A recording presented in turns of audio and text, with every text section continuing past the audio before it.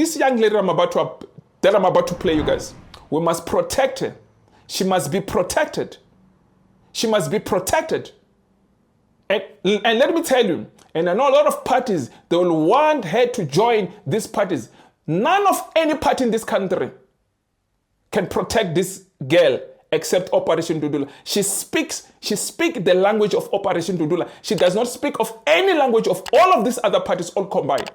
They're going to destroy this young girl. We must protect this young girl. But let me play you this next clip.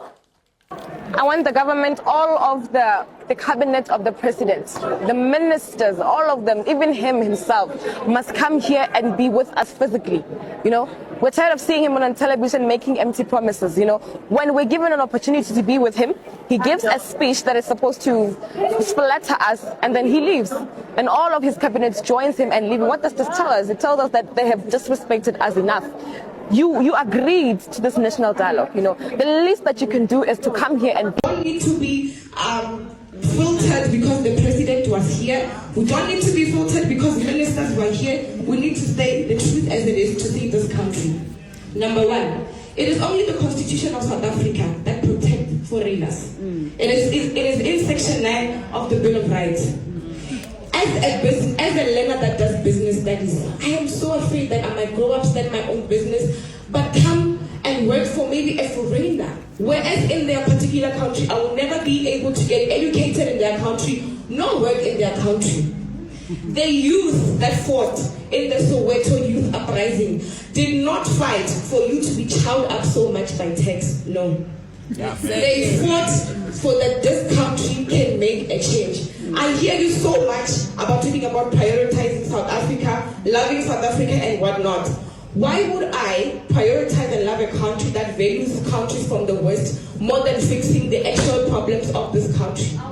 And the lady there talks about that the biggest elephant that is in the room is them being called colored. We were called monkeys back in apartheid as black people. But that was not the biggest elephant in the room. The biggest elephant is the room that we needed to get quality basic education, and we needed to get independence, and we needed to get out of the apartheid regime. That is why we're here. Now, the biggest elephant in the room right now, it has to be the educational sector. Exactly. The history that we're doing in the educational sector, trust me, take this from the national president. The history that we're doing in the educational system, we are doing the history from the countries of the West, where they are teaching us about Hitler, teaching us about who was that, the shipman, teaching about the World War. I will John van Riebeck, I don't even know what I'm going to do with the Great World War because it doesn't help me with anything. Now this is what the youth of this country needs. We need to know what happened to Chris Hani. Yes. We need to know what happened to CNC Machinini and Hotosiyatole when they go to exile. We need to know how they tell us that CNC Machinini died of HIV and AIDS. Well, I say CNC Machinini was murdered. So we need to know the heart and the history of Africa. If we were to change the cultures of South Africa, we need to get rid of the system that teaches us and prioritizes the West so much that it neglects the heart of Africa. We need to prioritize South Africa to change South Africa. Thank you.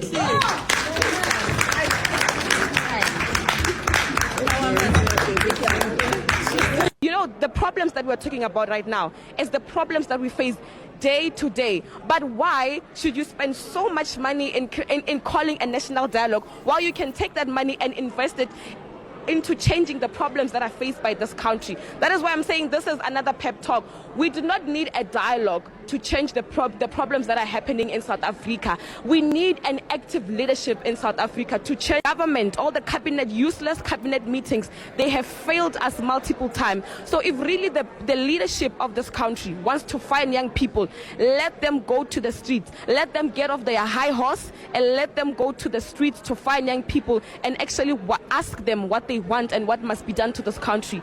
Remember, the people that are in the government, I'm going to second what he's saying. It's not an insult that they are old, but it's nature that they are old. Unfortunately, it's something that there's nothing that we can do about that. They are old. It's nature, you know? So whatever that they're laboring for, whatever that they are harvesting for, is for us young people. So hence why this is one thing that I need to let it known to South Africans. Nelson Rolihlahla Mandela is gone. May his perfect soul rest in peace, but he is gone. Chris Hani is gone. Steve Biko is gone. Tsietsi Mashinini and Khotso Siahlule, they are all gone. Now it is time for us as the youth to stand up, because the people that they stood up for are failing them currently. You know, I'm very disappointed in the of the head of state of this country, because actually Cyril Ramaphosa is the one who seconded the nomination of President Rolihlahla. You know, he trusted him that he would make a difference and a change in this country. But of what is going on right now, as the youth, we are really disappointed. You know, this is not what 70,000 children died for in the Soweto youth uprising. They died for better. They did not die for us to receive the bare minimum and call it quality basic education. They did not die for us to be here. And this, you know, the problems that we're talking about right now is the problems that we face day to day. But why should you spend so much money in calling a national dialogue while you can take that money and invest it into changing the problems that are faced by this country? That is why I'm saying this is another pep talk. We do not need a dialogue to change the problems that are happening in South Africa. We need an active leadership in South Africa to change the problems that are happening in this country. She needs to be protected, guys.